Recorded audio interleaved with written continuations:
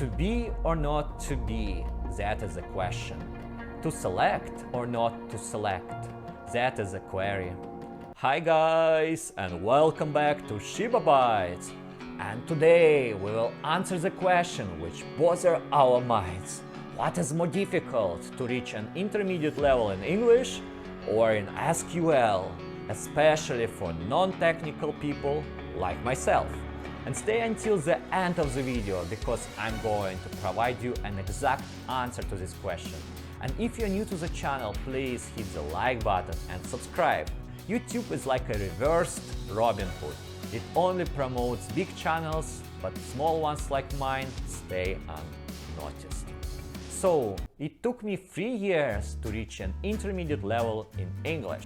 And by intermediate level, I mean I was able to perform some basic conversation, which is enough to do an entry-level job or study in an English-speaking environment, for example, somewhere in a college.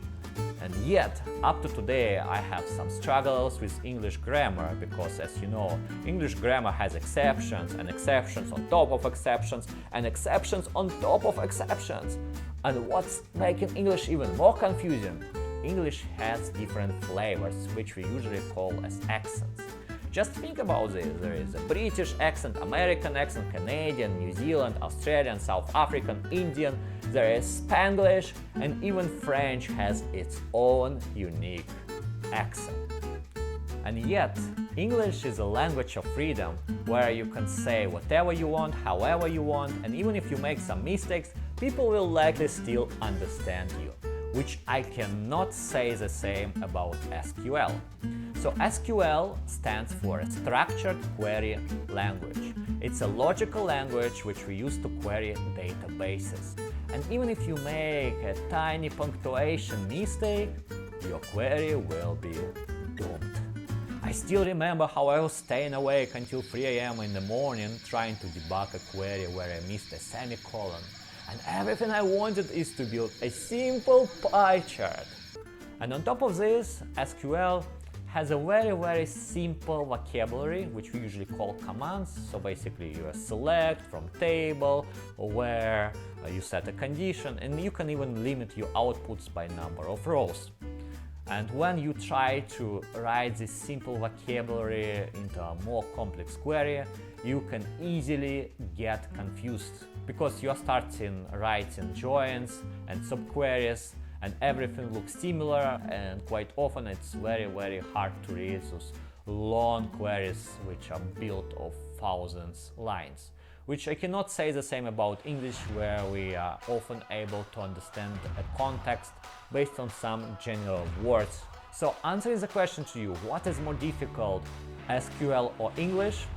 As I told you before, it took me 3 years to reach an intermediate level in English. It took me 1 month to be able to write some basic queries in SQL, and by basic I mean select from the table, limit 10.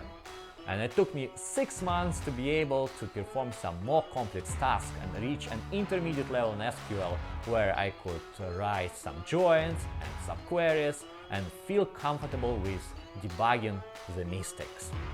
So English still is more difficult than SQL, even for non-technical people like myself. And if you are thinking right now whether you should try to start learning SQL, look, you were able to learn English, there is no reason why you're not able to learn SQL. I'm sure you could do this. You should give it a try and see how it goes. And in the meanwhile, if you're still wondering how difficult is SQL, I have a video about that. Or you have a task which you don't understand, I just recently prepared a video on how to deal with those complex tasks which we don't understand at all. And if you like the video, please don't forget to hit the like button and subscribe. And let me know in the comments below, what do you think is more difficult, to reach an intermediate level in English or SQL? Thank you guys, bye bye!